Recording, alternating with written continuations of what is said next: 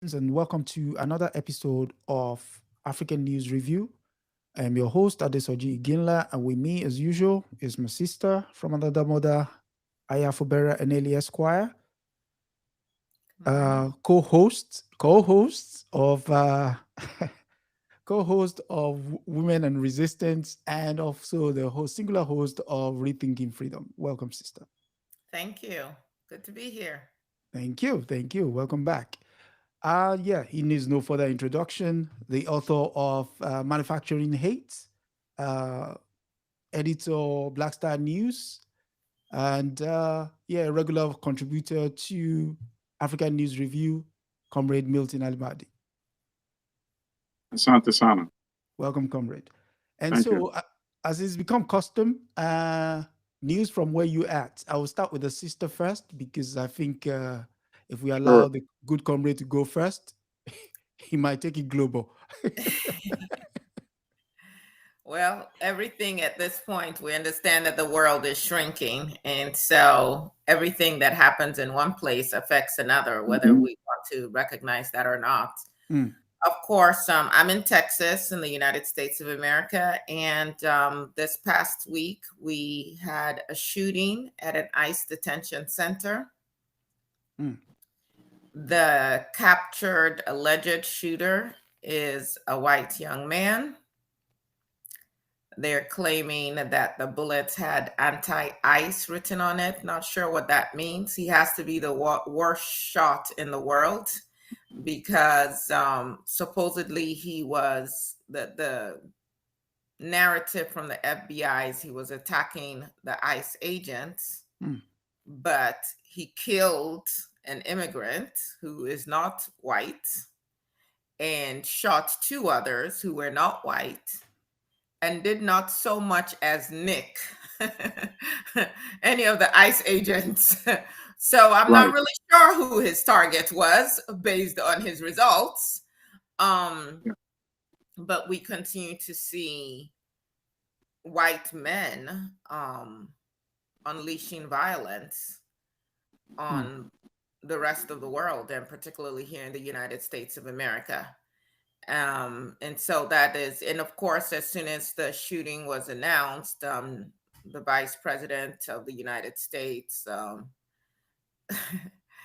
who I guess is setting himself up to take over from Trump, as signs of decline continue to show themselves, he Right. immediately blamed it on the quote unquote left and attacked Democrats. And there's a whole narrative now about Democrats really being domestic terrorists and as such to be targeted. And I believe this morning, the felon in chief, using the new governing tool, I guess, which is Truth Social, put out a tweet disparaging Portland, Oregon, and commanding or authorizing Pete Hegseth, the newscaster turned defense secretary, to utilize whatever troops he needs to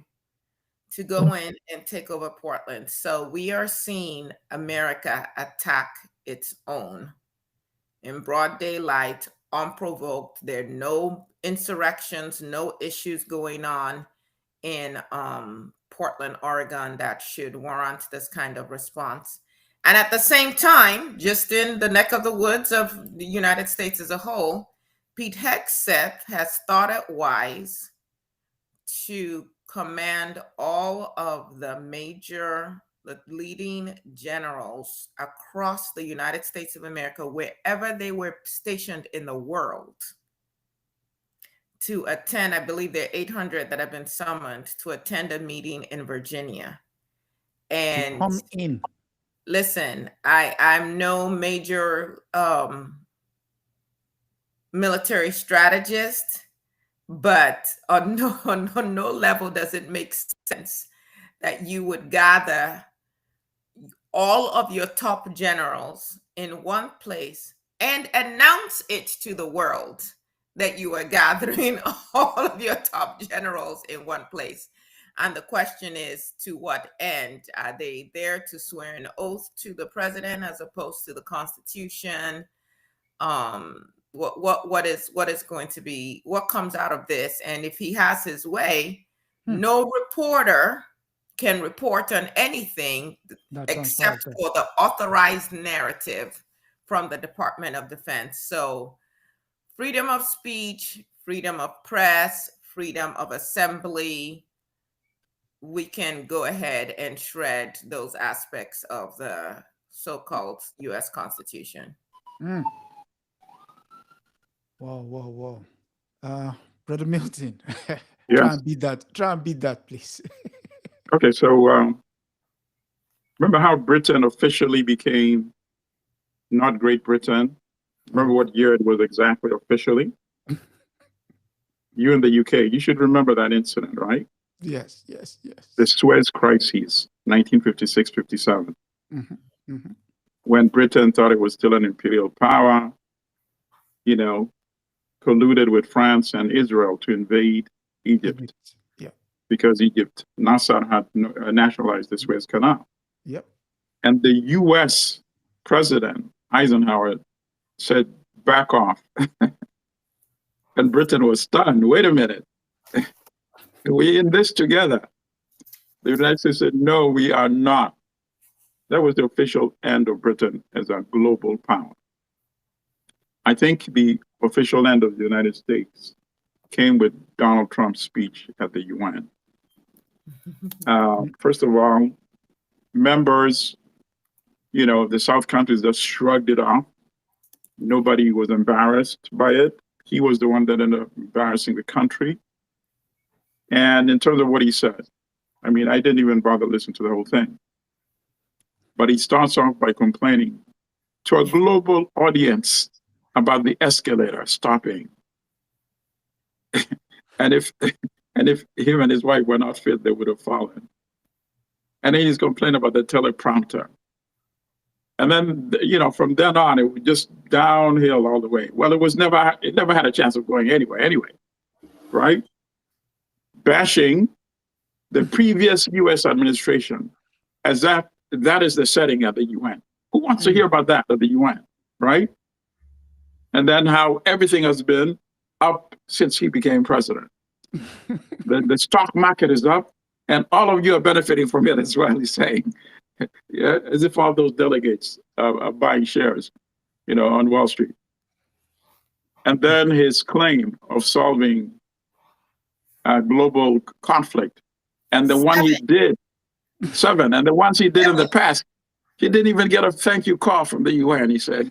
Yes. I'm telling you, these are, obviously it's still a colossal military power, right? And he was going to take care of that teleprompter. Someone was in trouble. Someone's going to get fired. Absolutely. And he said that, right? That person is going to get in trouble. Think about that, So that to me is the official, I would say that is the date that historians would recall, right? I mean, the evidence is already manifest everywhere. An economic decline, the rise of China, and the rise of other nations coming together like Brazil, India, the BRICS countries, So it was appropriate that a person of that lack of caliber was the one that gets to address the UN at this unique time in history. Of course, as the sister pointed out, it's going to be very rough for the next many months and the next couple of years as well, as the U.S. has to adjust itself to this new realization. I think it took Britain decades. Britain had to go to invade an empty island called the Falklands. I remember a couple of decades ago to still say, we are still relevant. We're still relevant. Very soon, the U.S. will start engaging in those types of activities as well. So that's my observation from domestically. Okay, so thank you for sharing. In the UK, the the idea of global surveillance continues. The Prime Minister muted the idea of having a digital ID for every Briton in the United Kingdom. So basically, that ID will hold all your data. So at a push of a button, they've got all your information. Now, the problem with that idea is it's not going to be managed by governments. It's possibly going to be managed by a private company. Thank you very much. And a private company had already been fingered as being already in place to run similar type, what's it called, systems, which is Palantir. And so for people who don't know what Palantir is or what the company is about, you could Google it and let's just say, don't do it while you're holding a hot cup of coffee because you might scold yourself. That said, the news of the world has Africa plastered all over it. And so we go to the UN General Assembly, which marked 80 years. I mean, that comes with a whole lot of problems itself. But the first story comes from Deutsche Welle, and it is that the Africans want things to change at the UN. And so the headline reads, UN General Assembly, what African leaders want. Leaders from across Africa has renewed their calls for a ceasefire in Gaza and the release of Israeli hostages held by Hamas. They also demand a permanent African representation on the UN Security Council. And this year's theme at the UN General Assembly sounded more than ambitious. It's titled Leaving No One Behind, Acting Together for the Advancement of Peace, Sustainable Development, and Human Dignity for Present and Future Generations.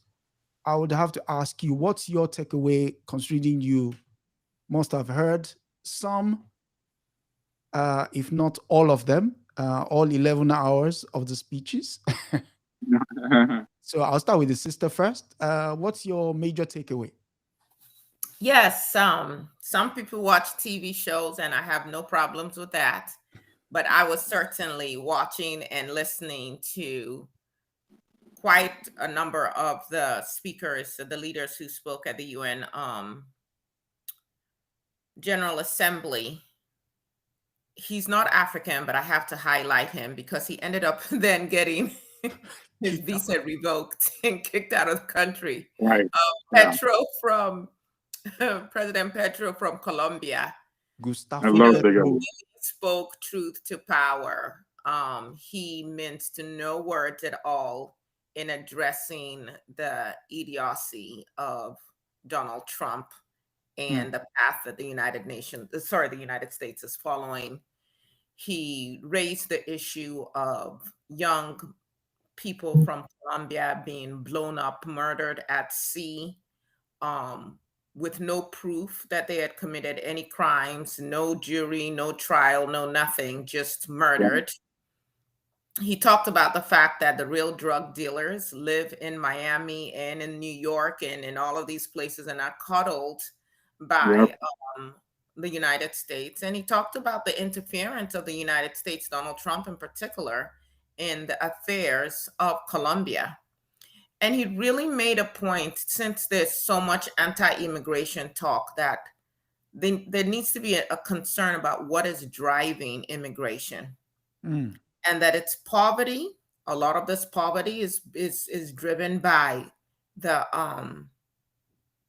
policies of nations, the policies of the United Nations, the fact that the United Nations is largely ineffective, but also the IMF, the World Bank, and of course climate change. So I just wanted to highlight him. He later on spoke at an event in New York.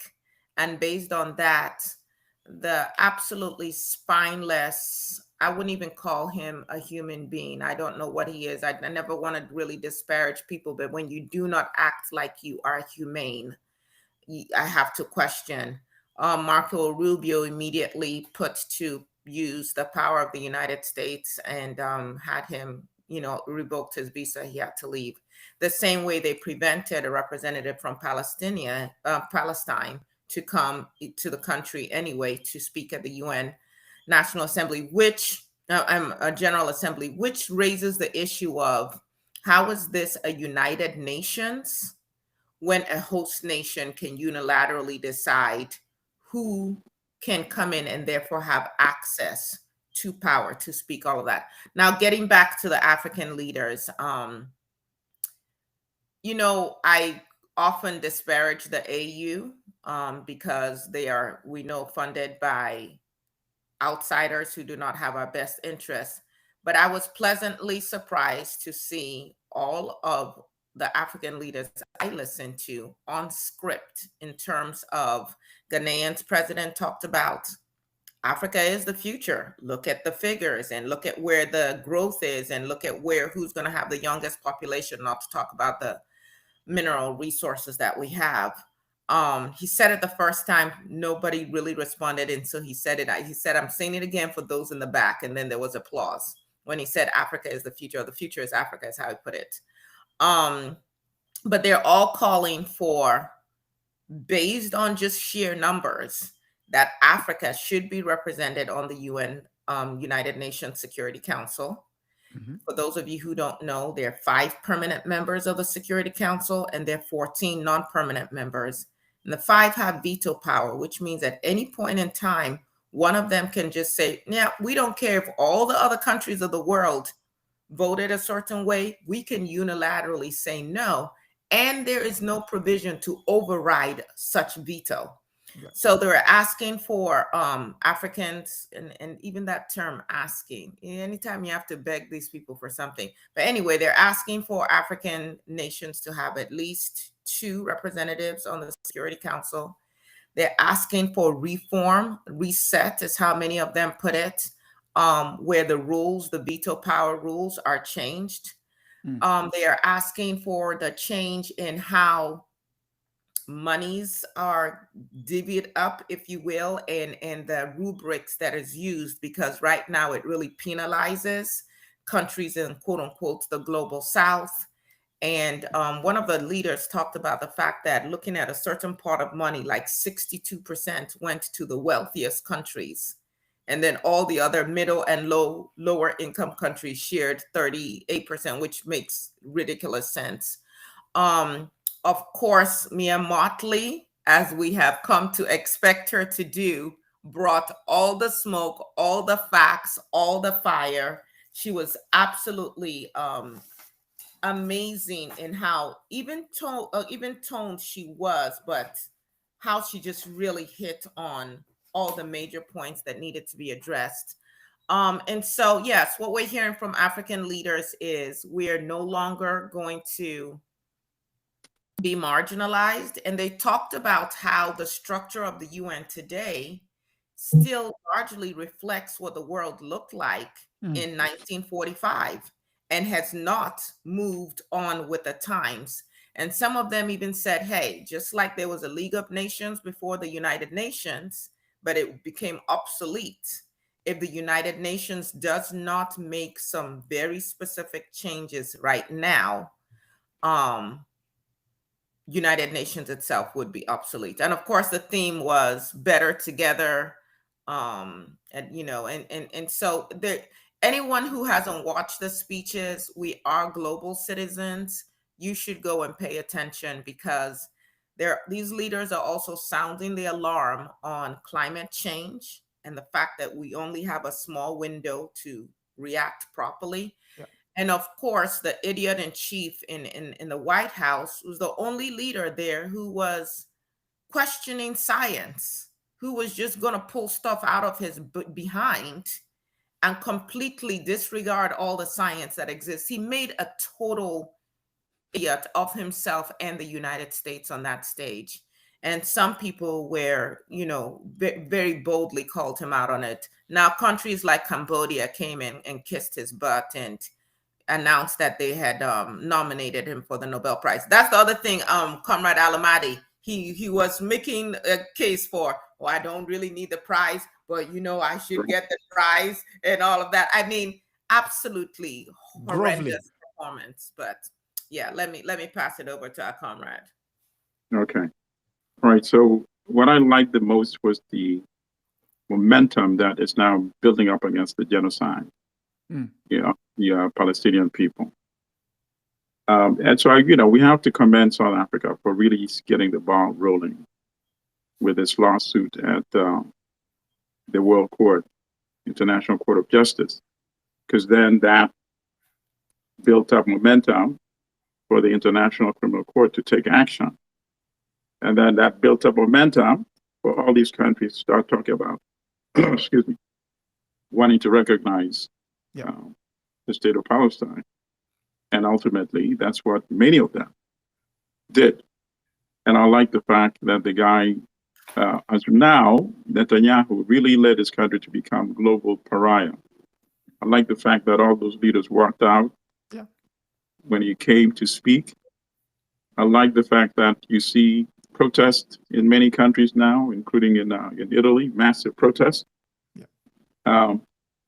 Because at the end of the day, human beings care about other human beings, whether they're non-Europeans, children are children. And that is now resonating. I like the fact that Ramaphosa was very strong in denouncing Israel, using the genocide word consistently, and very boldly.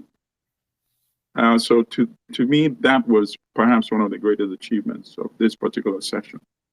The momentum is not going back. When you have the president of Colombia joining people outside, right, out of the UN to speak like that, and that resonates really globally. You can say, okay, the US has my back. The US has my back. Number one, it does not mean the people in the United States agree with what the US is doing, having your back with a blanket check on your back. Correct. We see people like, Tucker Carlson, people like Representative Marjorie Taylor Greene now openly breaking away from that. So we are going to see changes, whether Netanyahu likes it or not, and whether Trump likes it or not. Now, in terms of the veto thing, I actually was listening to the Norwegian president, and I prefer his proposal, actually, at the end of the day. Okay. He said no country should have veto power.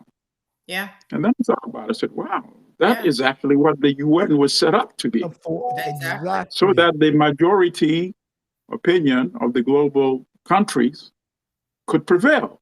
So now you have to persuade by making the best argument and let people vote in the General Assembly, and that's it. So because now you give Africa one or two vetoes, what is that going to accomplish? They're certainly not going to push for something that the US cannot veto, you see? So it would be like a status symbol. Oh yeah, now we also in the Security Council with permanent votes. But if you really want the UN to become effective, as people once envisioned that it might, then let the General Assembly prevail. Let even the smallest countries, by virtue of having that vote, just like the small states in this country, right? Yeah. Every state, you get senators, not saying, oh, this state is too small. You don't deserve to have, a seat in the Senate. So the UN, I think, should go back. And I hope that proposal gains some momentum. Of course, I think the countries with the permanent seats would rather prefer to give Africa 2 seats than to say, okay, nobody should have veto power, Otherwise, that would be the best solution, actually. For me, I do want to say that I appreciated the fact that although many of the speakers focused on the genocide in Gaza, quite a few of them also brought up the Sudan and brought up Congo as well. Yes. Thank you for bringing that up. You're correct. In raising those issues. Of Thank course, you for the bringing it up. Ukraine war was something that was raised, and Mia Motley in the past has talked about how that war is draining resources that could be used to advance development and address Yep. climate change. So I think our speakers, the Grenada leader who spoke so eloquently. He's a very young man, spoke Yep. very eloquently about education and Yeah. tying it to opportunity. And he talked about some kids barely having access to education, or being in buildings that are run down, or being bombed, referring to Gaza as well. And then other kids are in schools with state-of-the-art education and AI and all of that, and just the inequities that presents. And so really worth listening to. Some of the countries have some really great leaders who are thinking through things like people who have studied and have an understanding. And then we have the absolute bumbling piece of, I'm sorry, SHIT, that was elected president of this country. Actually, there is a Briton. I know this is not one of the things that you had on your list, but I have to, if you permit me. I don't have to, but if you permit me, I have to read a scorching, I guess, I don't know if you would call it an editorial, that was posted about Trump, if I can find it quickly here. Yes. Let me just read this. And the British absolutely do have a way with words, and this was crazy. So this is by Oliver Kornetsky, and it was published on August 18, 2025. And he said, "Behold, the festering carcass of American rot, shoved into an ill-fitting suit, the sleaze of a con man, the cowardice of a draft dodger, the gluttony of a parasite, the racism of a Klansman, the sexism of a back alley creep, the ignorance of a barstool drunk, and the greed of a hedge fund ghoul, all spray painted orange and paraded like a prize hog at a county fair. Not a president, not even a man, just the diseased distillation of everything this country swears it isn't, but has always been. Arrogance dressed up as exceptionalism, stupidity passed off as common sense, cruelty sold as toughness, greed exalted as ambition, and corruption worshipped like gospel. It is America's shadow made flesh, a rotten pumpkin idol, proving that when a nation kneels before money, power, and spite, it doesn't just lose its soul. It shits out this bloated obscenity and calls it a leader." I don't know that I have read a more scathing and a more accurate description of the felon in chief. Well done, Oliver Kornetsky. That's from the land of Shakespeare. Of course, yeah. I mean, the same can be said for some people in, Britain too has his own share of those kind of rotten carcasses that are walking around, prancing and considering themselves leaders. Nigel Farage being one of them. For just your sister Kemi being one of them, isn't she from your area? I mean, Kemi is an excuse for a leader. I'm minded to say I have to give, of all the leaders that spoke, and it pains me to say this, but I have to give him his flowers. Cyril Ramaphosa touched on all the ills. Yes, he did. He spoke about Gaza and the reason why South Africa had to bring the case. He's talked about the impunity that followed the October 7 events. He talked about trade being used as a weapon. Yeah. So he also talked about environmental pledges that the so-called advanced North are not living up to, and how it impacts the people in the global South. He then talked about the security reforms. And just when I thought he was done, he then mentioned Western Sahara. Yes. And I'm like, wow. Because for some people that don't know, Western Sahara, I mean, let's say to a lesser degree, is Africa's Gaza. Because we're talking about settler colonialism here.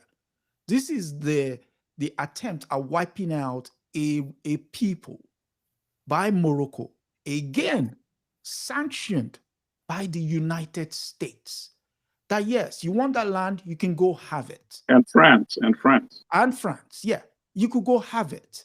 So the fact that Cyril Ramaphosa was able to touch on all, because when I heard Western Sahara, like, whoa, rewind. What did you just say? And he laid it all out there. And I'm like, yes. And then Mia Motley, when she was finishing her speech, she said something. She said, and I want to quote her words exactly. She said, if a 6-year-old can summon the will to push against their worst fears, and she was talking about Rajab Hind, the 6-year-old girl that was trapped in the car that the Israelis launched 435 bullets into, but she could still make that call that she was here and that the world should not forget her. What is our excuse? While she was carrying her younger sibling. Yes. Yeah. What is our excuse? And we just... No, that's powerful. I mean, I'm getting chills just listening to you retell it again. That's very powerful. So it's, I mean, when she said it, I was like, whoa, that just sounds...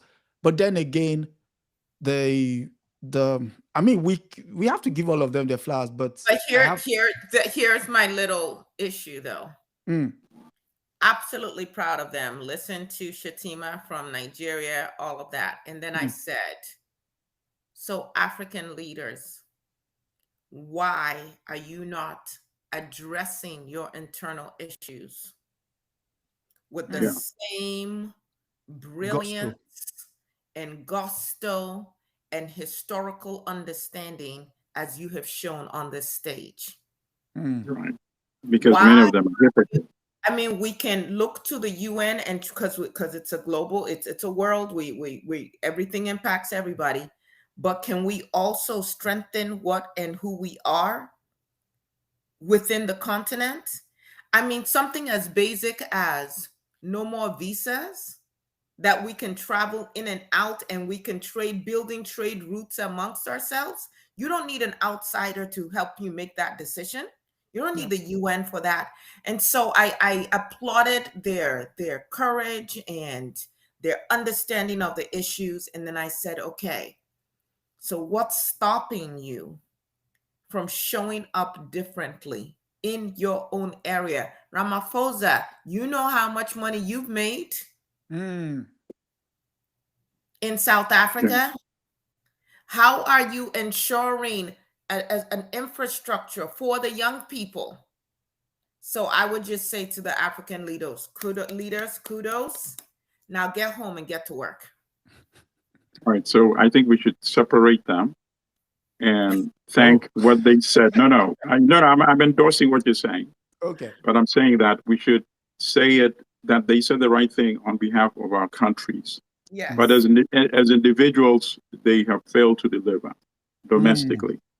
And while I praise them for their conduct at the UN, I have no problem advocating for their removal also back in Africa. There's absolutely no contradiction at all, because they were not speaking as individuals in any case. They were speaking on behalf of the countries. Okay. So that's a South African position. Well and good. But of course, but Ramaphosa at least is in a country that still respects the Constitution and the term limits. So, but the others, where they're still, contesting for power, shredding the Constitution, behaving pretty much like the President of the United States, And then in terms of Ramaphosa, I also totally agree, but I would encourage him to stop using the term Western Sahara. Just like South Africa used to refer to, Namibia, Southwest Africa, with the South African imposed colonial name. They call themselves Sahrawi Democratic Republic. So if you're embracing them, call them, so that would be the only correction. Call them what they call themselves. So and some of your listeners may remember we covered this issue a couple of sessions ago, maybe. I think when we're talking about it's definitely about Morocco and the dam. Yes, and the football shirts. And the football shirts. The same issue. Mm-hmm. Yeah. And then finally, of course, this is what It will take only the type of the leaders that they have in the Alliance of Sahel states to do something like this.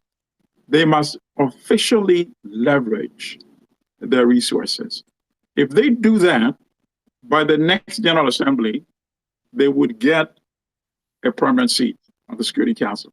Even though now, after listening to the Norwegian, yeah, I'm no longer a big fan of that. But if they really want it, they should leverage their resources.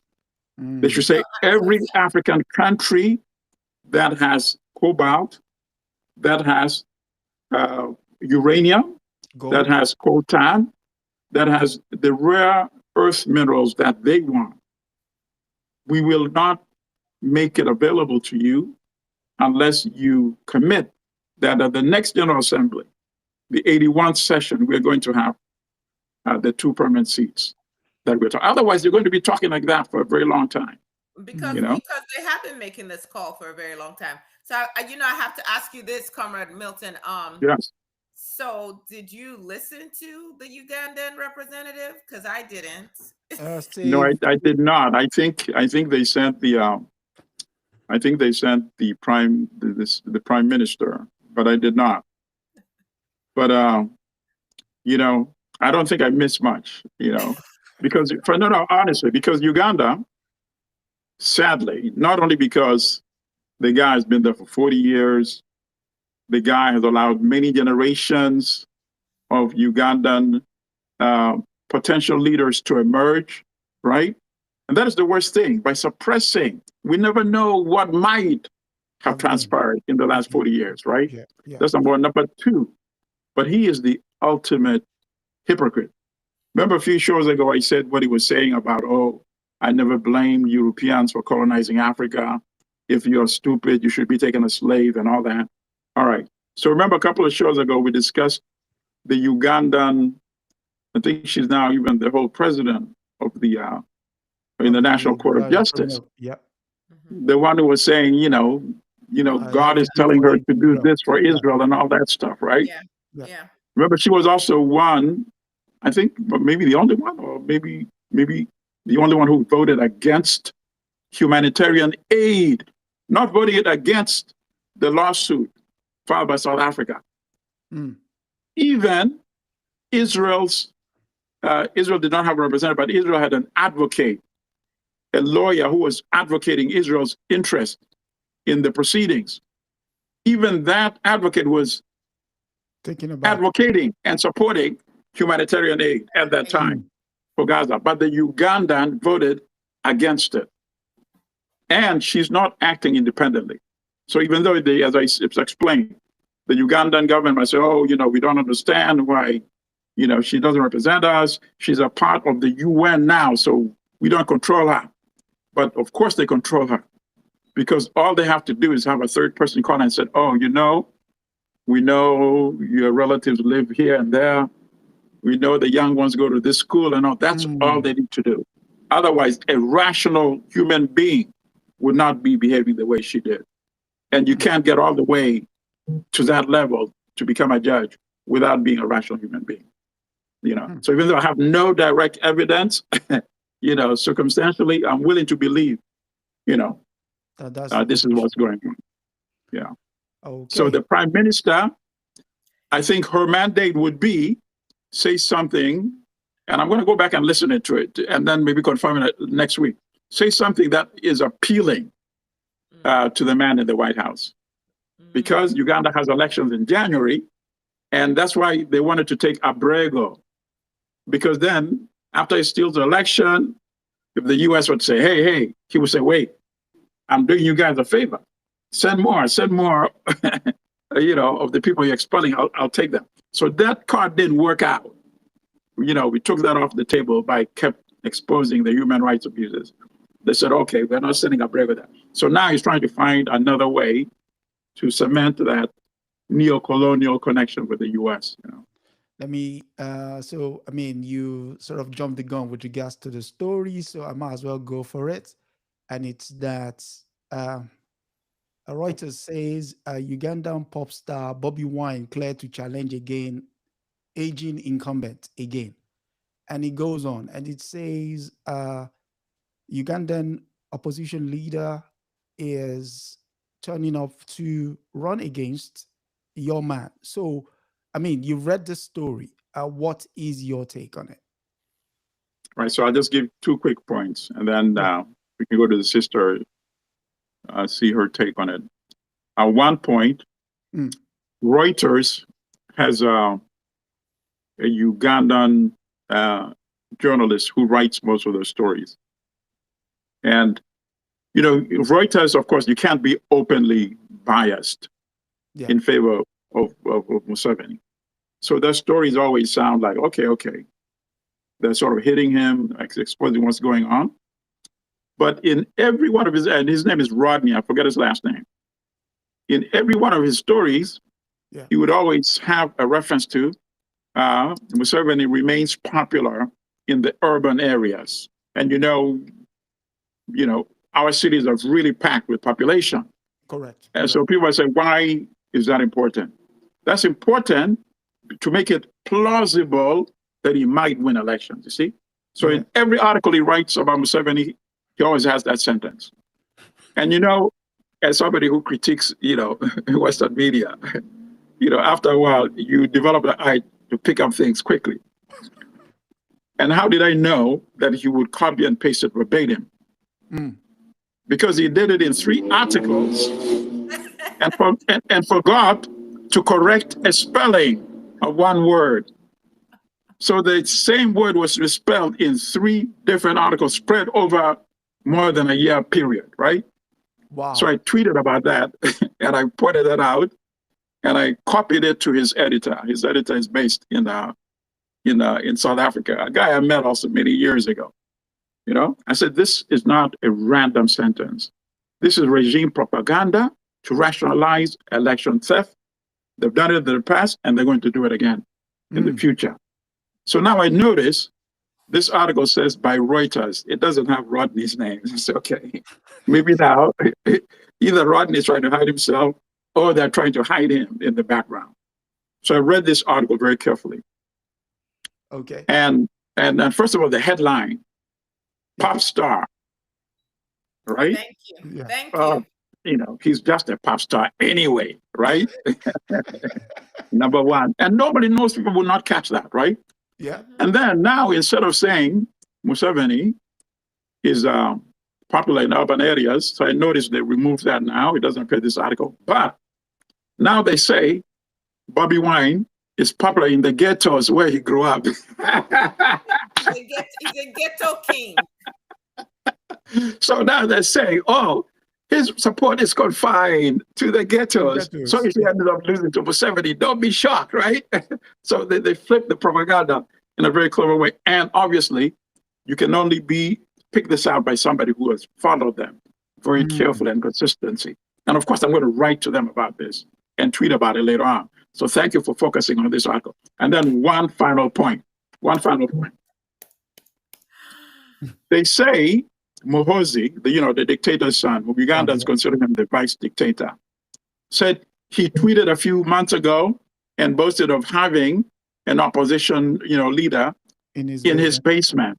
And he even threatened to harm him. No, shame on you, Reuters. Shame on you. It actually happened. Tweeted boasting that I've tortured him and posted a photo of him bloodied and being tortured. So Reuters, how dare you? You should be very much ashamed. And if you're not watching this video, I'm going to make sure that I send you the link to Adesoji's program after this show. That's outrageous. Yeah. Think about that. Yeah. Reuters previous stories, carried articles about Muhoozi boasting that he tortured this guy. Yeah. And in this particular article, it says he even threatened that he might harm him. So even though Rodney's name is not in this article, Rodney may not have written it, Rodney played a role, I believe at least, in the construction of this article. And I wasn't even aware of it until you brought this article up. So thank you for that, comrade. You're welcome. Sister? Yeah, I absolutely agree with all the points that you made. So in dismissing him as a pop star, you don't talk about the fact that he was a member of parliament for 4 years. Thank you. talk about the fact that he was actually the main opponent in the last presidential election. You Rigged. don't focus on the shortcomings of Museveni or that his son is the head of this military arm that is unleashed and Yep. Actually attacking. promoted him. Yes. Promoted him to be commander of the entire army now. Okay. So yeah, you're right. You have to read in between the lines to say what is not being said or what is being normalized. Right. What is it? But basically the headline itself is just, dismiss this guy. He's nobody. He's just a pop star. But of course, there's another guy who I guess he has not been cleared yet to run. Mubarak Munyagawa or Munyaga. Let me look at it again. Munyagwa. And he is promising that if he becomes elected as president of Uganda, he's going to replace Swahili with French because this is how it should be. But then even as I was reading that article, I was just thinking about, excuse me, the elitism of the classism and the issues of class within the African society, because by pitching it as the ghetto king versus those of us who are more refined. You see this class conflict as well.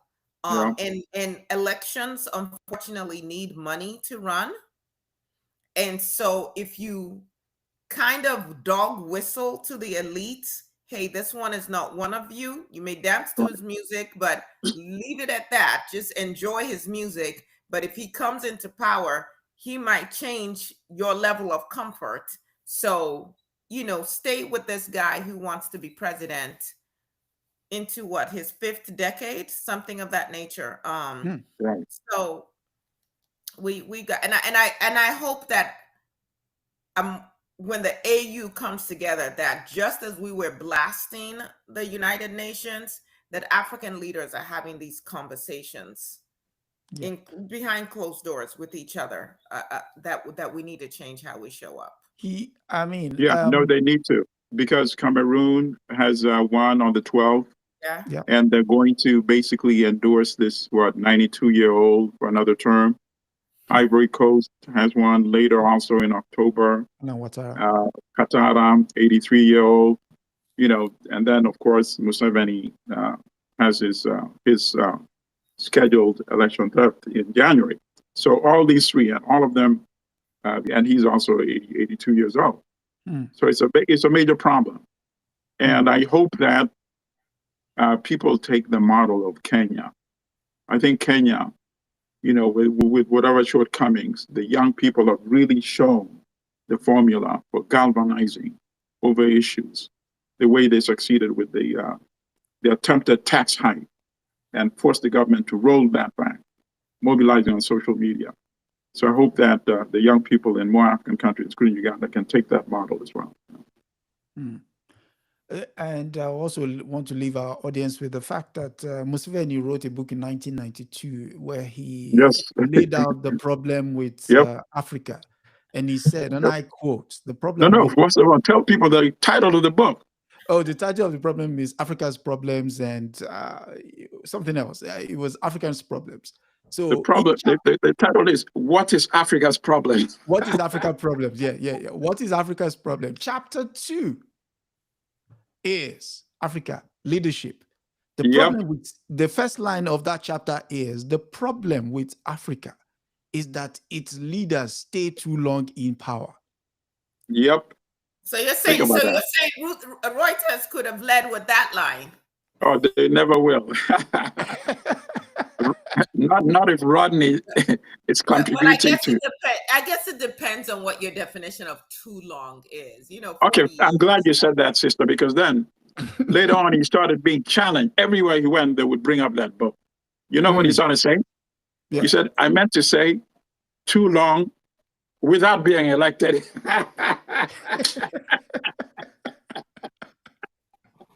I kid you not. Yeah, look it up. I mean, it's fascinating. When I discovered that book, he's something else. So, well, that's one to look out for. So the election is when again? for I think it's the 12th of January. So the 12th of January. Oh, okay. 12th of January. I think Cameroon is also either 12th or 16th of October. And I think Cote d'Ivoire around the 24th or something like that. October. Yeah, 24th of October is Cote d'Ivoire, if I'm not mistaken. Yeah. So you've got octogenarians and centurions running to be presidents. Oof. Yeah. Africans. Yeah. So, yeah. Part of the fallout of the OAU conference was the issue of reparations. And for that story, we go to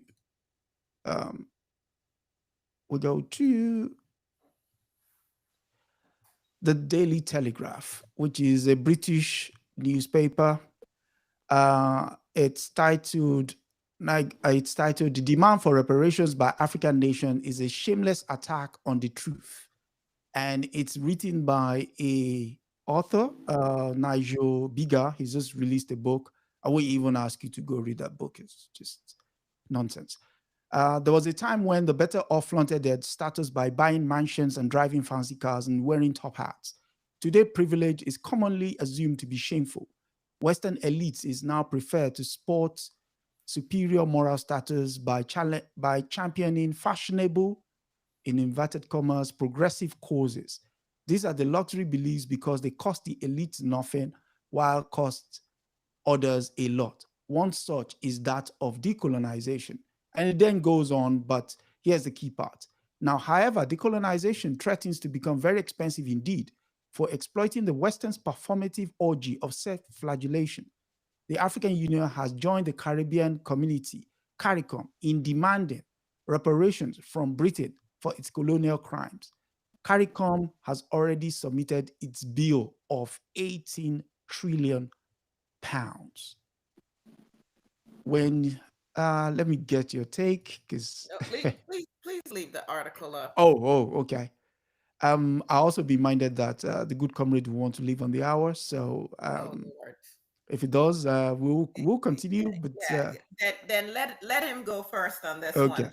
Then, let me bring you back up. All right. No, this one is an easy one, and I'm glad. No, he's just regurgitating the same column.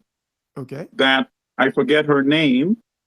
Unfortunately, paralyzed Don Lemon with when he was still at CNN. I remember watching that interview, and she said, Don was pushing her on the whole issue of reparations.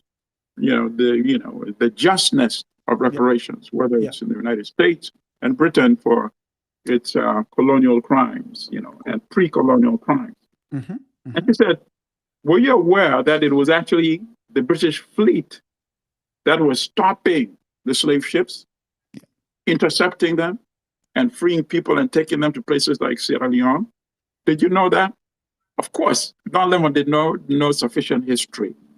So it was paralyzed and ended up being, and then after that, she dominated the conversation. Comrade Milton, just for those listening who are ever in that situation, just quote Malcolm X.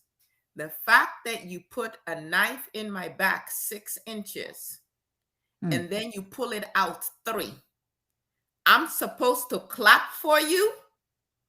No, but it's even better than that. It's even better than that.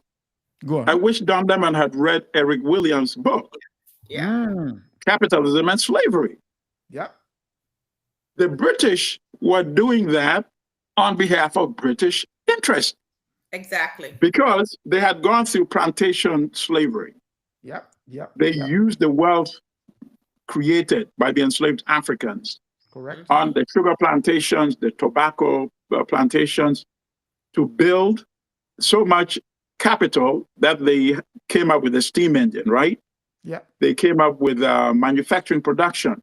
So now the industrial capitalists were the ones who are against the plantation owners and saying, wait a minute, we don't want you enslaving these Africans on your plantations. That's very selfish. we want cheap labor in our factories. We want to pay them wages, and then they can use the wages to buy our manufacturers. And that's why they send their ships to stop slavery, so that they could escalate. It wasn't altruistic? Is that your argument? Right? And sadly, Don Lemon had not read this book. So yes, these names like William Lloyd Garrison in the United States, like Wilberforce in Britain and all that, yes, they were important, but they were not the decisive factor. It was the industrial capitalists that said, no more slavery. You're cutting into our exponentially much higher profits that we're making from this type of production, right? So obviously, this is what's his name. So wait a second. Are you arguing that using the cute term, the annexation of Lagos was just because they were trying to protect the people of Lagos from slavery? That was the sole purpose? That's what Nigel is saying. That's what Nigel is saying, right? Yeah. Nigel went further and said colonialism, number one, was to stop slavery. And then he's implying to civilize the Africans, right? Yeah. So, I mean, obviously they wanted the people of Lagos also to become producers of cheap labor and consumers of their manufacture, which is exactly what happened. And here's just two more points quickly. If you are so kind to these Africans, so because you can't sleep because of their suffering as enslaved human beings, does it make sense that you would now move from enslaving them to colonizing them, bringing a new type of slavery? Does that make sense? Is there any consistent there? Is it even rational? Or is Nigel being completely irrational? Of course he is. And then the final point, he's complaining that these people are asking for reparations without mentioning the fact that the enslavers were compensated. Yes. And if you put it in US dollars, today would be close to $4 trillion US dollars. Yeah. So in fact, these guys might be underestimating what they're owed. And the last payment was as recently as 10 years ago, wasn't it? Absolutely. Yeah. So this is another article that I also thank you for bringing up, because obviously I'm going to respond to Nigel. And if his publication doesn't publish it, it's fine. I'll publish it on Black Star, Brother, when you respond, please make sure you send that to us so we can help get it out to other areas. No, absolutely. Yes. It's completely preposterous, Yeah. Okay. But if you don't know, obviously, the background and the facts, then it sounds like, yeah, he's right, Yeah. I mean, I'm going to say that for our readers, and this is across the board now with a lot of what we're reading and even just the statements being made by people, is that there's a total projection happening. It's almost like whatever they're saying, just understand that is whatever they're saying about you is what they is feel what about them. is really the truth about them. So if you go back to that article, in that first, go back to the article, that first paragraph. No, very good. I like that. Sister, that really captures the explanation. No, it's like when they say, oh, you're a thief. No. You know you're the thief. That's why you're trying to subterfuge and create some confusion where people are like, well, maybe. No, she's right. That is the term to explain it. See if you can pull up that article again. That very first 1 second. Paragraph. 1 second. Let me go. The demand for reparation. Okay. He tells us exactly what he's about. So it's the part that you didn't actually highlight. He says, which defames Britain's 400 years of colonial endeavor. No. So it was just an endeavor playing around with an entire continent. As a simple. Of course, he's separating this from also what they did in India. Yeah. Or in the Caribbean, that really shows you all together with it. But it's like he's just calling it an endeavor because no humans were involved. Yep. And then he says, that we're trying to defame it as a simple litany of Of racism, racism, exploitation, and Yeah. Yeah. oppression. So why are they not suing for defamation then? If Thank you. it's No. amazing. You are actually guilty of all of those things. Right. No, this is a great article. So thank you for bringing that up. Yeah. So, like the good comrade said, to counter that article. Oh, by the way, people should also look at when you're talking about that article, and you might even want to look at this one, because they've continued this system, and that's what they were talking about at the UN General Assembly. They've continued this world management where in a different way, already, where they will always win and you will always be the ones that are exploited and extracted. So it's called trilateralism, the Trilateral Commission and Elite Planning for World Management. This was from way back in my college days, but yeah. So I would suggest, like the good comrade said, Eric Williams's Capitalism and Slavery, and also the interests, how the so-called reparations was paid to the enslavers. So this is by Michael Taylor. And then also how we got to the question of the United Nations. Please read Vijay Prasad's Washington Bullets, which is very short read, but this book is packed with so much information. It's titled The Washington Bullets. Yeah, I like him. I like him a lot too. So comrades, I have to run, but you continue the conversation, please. Continue informing our people. I will be with you next week, of course. I just have to complete some research for the professor I'm working with. So no problem. Yeah, so I'm going to leave the thing on to finish downloading later on. Okay. But I'm gonna. Asante. Yeah, thank you for coming through. Yeah. So again,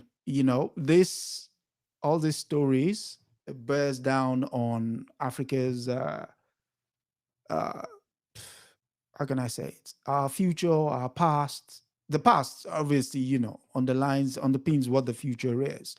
And from time to time, you have all these useful idiots pop up and just write a book and then tell us, oh, this is what you should now believe.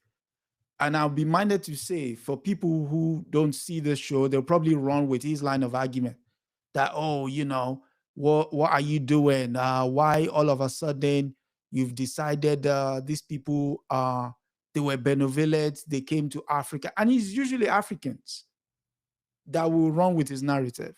Well, I think a lot of that has to do with, and I'm so glad that you brought this particular article up, because I think that has to do with our miseducation.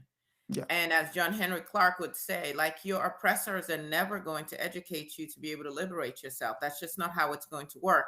True. And so it's easier for us to, based on how we've been socialized and educated, to believe in our own inferiority, to buy into our own complicity. And particularly in those countries where there was indirect rule, we have gotten to the place where we just believe, oh, it's our people just doing whatever wrongs that are being done, as opposed to understanding that there's a puppet master or mistress somewhere that is. And so I do think that we shouldn't just brush away this argument that keeps popping up about, well, weren't there some African chiefs that were involved? Yeah. I think that what we need to do is face that head on, and at the same time, tell the stories that they won't tell, which is the number of African kings and chiefs who fought back. Yeah. The ones who were killed, the ones who committed suicide, the ones who were exiled. There are so many stories of how we fought back. And so the fact that today you have some women, for instance, in the United States of America, who go along with patriarchy, does not make patriarchy good, does not excuse the evils and the oppression of patriarchy, does not mean that all women have bought into it. So the fact, so even if you can identify a few leaders who sometimes were being coerced through what they called gunboat diplomacy, who in other ways were being told, if you don't look at the story of Nzinga, some people call her Njinga, if you don't capture and sell some people to us, this is what we're going to do to you. There were a lot, it's very nuanced. The bottom line is we have an obligation to study so that we're not so easily taken in by these lies. And then we have to ask ourselves, why is this man writing this book now? What is his goal? And Britain, are you denying how much you made from colonialism? I mean, his basic premise, which is, Britain doesn't really have to answer for much, is, disparaged by even during, during the George Floyd protest. Part of the revelations here was the Lloyds of London, which happened to be the chief maritime insurers of all times, came out and told you they basically insured all the slave ships. So if a corporation is saying that, what is your grounds for what you're pushing back upon? You're just pushing back upon the language. The facts they're really afraid that they could be bankrupted. That's all it is. Yeah. Because there is a case to be made, and this whole white people are so much smarter and have built the whole civilization, to hear Stephen Miller say it, when we start peeling back the layers and realizing, no, it was the labor, intelligence, and resources from the quote unquote global South that actually propped you all up. And that is why France is beginning to feel the impact economically of all these African nations saying, you're not going to ride on us, our backs anymore. It's really fear. It's really fear. Speaking of fear, and again, the impact of so-called colonialism, I shouldn't say so-called, impact of colonialism and now neocolonialism, we go to our final article for today, which is from the German organization Deutsche Welle, and it reads, Tanzania Maasai people facing government pressure to leave. I would read a part of that, and I was sort of taken aback at the level of disparateness here. So it says, Tanzania authorities have pushed Maasai relocation since 2022, sparking condemnation from rights groups with election nearing, with pressure to shift or deepen. Well, pressure shift or deepen, it says. And it goes further. The Maasai, an ethnic group indigenous to southern Kenya and northern Tanzania, have grazed livestock around Tanzania Lake Natron for years, for generations. Park rangers from the Tanzania Wildlife Management Authority, TAWA, have been accused of confiscating Maasai cattle, charging unofficial fees, and enforcing new restrictions, measures the Maasai said threaten their survival. But this is the part that jumped out at me. We were never consulted about turning Lake Natron into a games reserve, Dowdy said. The land is where our livestock graze, and without it, our family cannot survive. Your initial take before I come back to it. So one of the reasons it's important, again, to study history is because then you can see the patterns. And if you don't understand the history, then it's easy to just let things happen again. So as I read this story, I was also thinking about the Native Americans. A majority of states in the United States of America actually named after the indigenous owners of this land. And how when the white people, could not fairly fight and kill off the Native Americans, indigenous people, and their smallpox blankets didn't kill enough people, and so on and so forth, they realized that they depended on the buffalo for their livelihood, for meat, for clothing. They used the dung of the buffalo to heat their homes, for building homes, for every part of the buffalo, from the hair to the horn to the everything, to the hooves. was used, and you want to talk about sustainable development. Yeah. And so what did they do, these colonizers? They killed They all attacked the buffalo.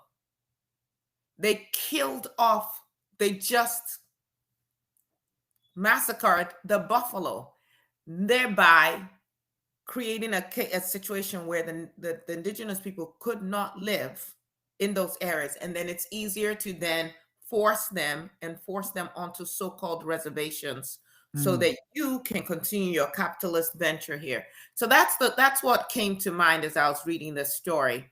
And then, of course, as you said, you go down and you're like, why? Because I'm like, what is motivating this? What have these people done? That, like, why are you bothering them?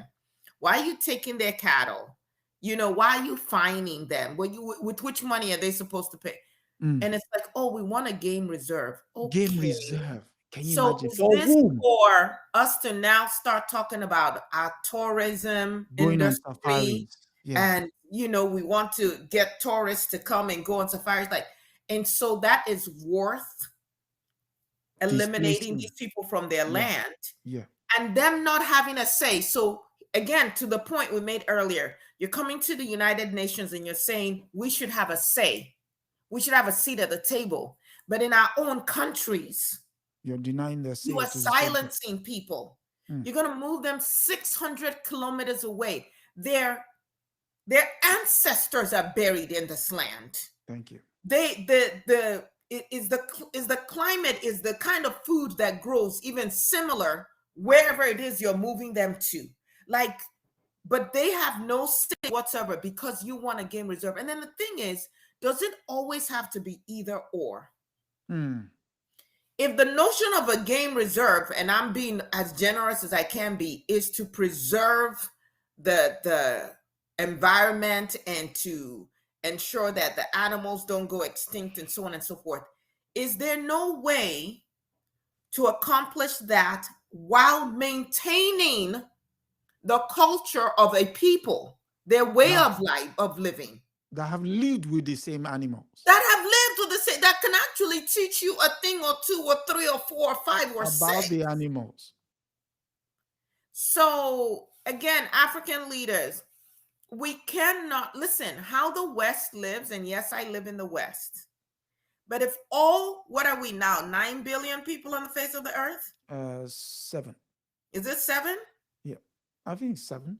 Yes. Okay, whatever billion we are, if the entire world attempted to live the way people in the West live, the climate that we're talking about will collapse in about 2 years. We can't even sustain it for that long. How we live is not sustainable.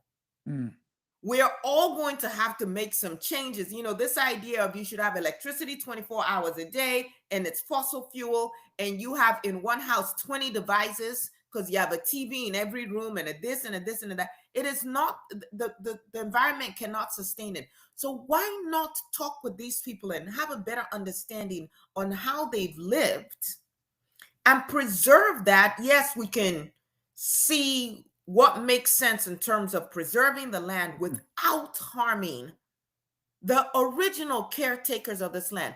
Instead, we keep being led by these Western ideas of development, and we completely, when we say Black Lives Matter, do Black Lives matter?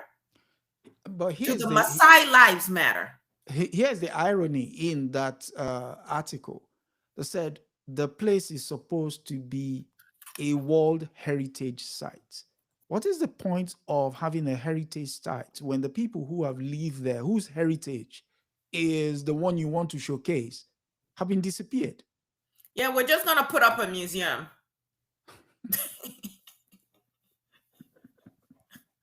Yeah. I mean, sometimes you have to laugh when you read this articles. It's like, what are you doing? Don't you understand what it is you're doing to your people? And when I use the term neocolonialism, these are people who are supposed to be free from the yoke of colonialism, but yet they're still carrying on what Aikwama would describe as being the default of being the foreign interpreters within our space. And Yeah. it begs the question that for how long would Africa continue to yield to the whims of the West? I mean, I have nothing against someone wanting to come there and take pictures of animals, but you don't do it to the detriment of the people who live there. You don't. You don't. Well, you do it. You do if you don't value yourself. If you see yourself as expendable as they see you. Mm, mm. Yes, yes. And with that story, we've come to the end of another episode of African News Review. The good comrade had to leave because study calls. And sister, any final thoughts? Um, these are very important times. Like probably every generation has said that, but we are really at a place where any one thing could tip us one way or tip us in a different way. So while we look at what is happening globally, while we look at what nation leaders are doing or not doing, what I would say is that each of us needs to look at what we can individually do, what we have control of. So what's your carbon footprint? What are you doing to build up your own communities where you are? What are you doing to take care of yourself and build yourself up as well? Yeah. And how are you beginning to wean yourself off of capitalism and this sense that the way of the West is the only way to go? Yeah, powerful. And also, I'd just like to add to that, we also have to understand that just because we can sometimes doesn't mean we should. And what do I mean by that? You walk past something, you want to have it, but do you need it? Needs and wants are two different things. So again, the more one engages with that aspect of one's life, you find that you're actually much more richer than you think. And I don't mean just rich because you have the resources. You're rich mentally because philosophically you are content. And content you cannot buy. You cannot buy. So that said, the sister and I would be looking at the lives and times of Abe Lincoln this Wednesday, 7 p.m. Eastern Standard Time. And yes, and that's on Women and Resistance. Again, Abe Lincoln. So some of you might know her and some not, but come along all the same. You might learn something different. Yes. And yes, we also have to give goodbyes to one of our previous guests, Sister Asata Olugbala Shakur, who joined the ancestors this week. And yeah, sister, I'll give the word to you.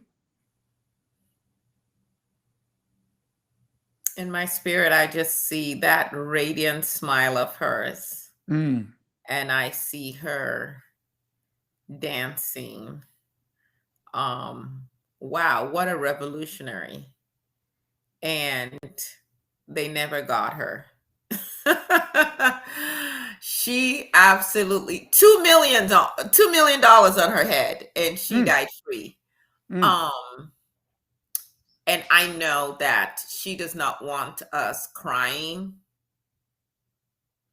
She wants us fighting back. And she wants us to understand that this system cannot be reformed. The system has to be dismantled. She was unequivocal about that. But I just feel her spirit is so strong and so pure and so joyous at this time. And I'm so grateful that we had a chance to celebrate her. Yeah, celebrate her, pay homage to her, even while she was living. Probably never saw it herself, but others did, others will. Asada Shakur is an ancestor that you want to keep on your lips. Yes. And also, one of the stuff I want to mention in the United Nations speech was the fact that all the African leaders advocated for Cuba, that Yes, the they embargo did. should be lifted. Yes, they did. I'm glad you And raised that. Yes. and so, being that said, I think it's incumbent on us to actually understand what a tiny island that is just 50 nautical miles from 10 million people. from Florida, how they have been so dogged and revolutionary. There is a book I was reading a couple of years ago. It's titled The Media War Against Cuba. It's written by Kit Bollender. It's actually a very brilliant book, which goes into how even your new Secretary of State, Marco Rubio, how his family. So I mean, it's a brilliant. I mean, this is the book. How It's like his family did what? how his family played on the so-called hatred of Cuba to ingratiate himself in the American system. And if you scratch beneath the surface, it's just, it's devoid of meaning.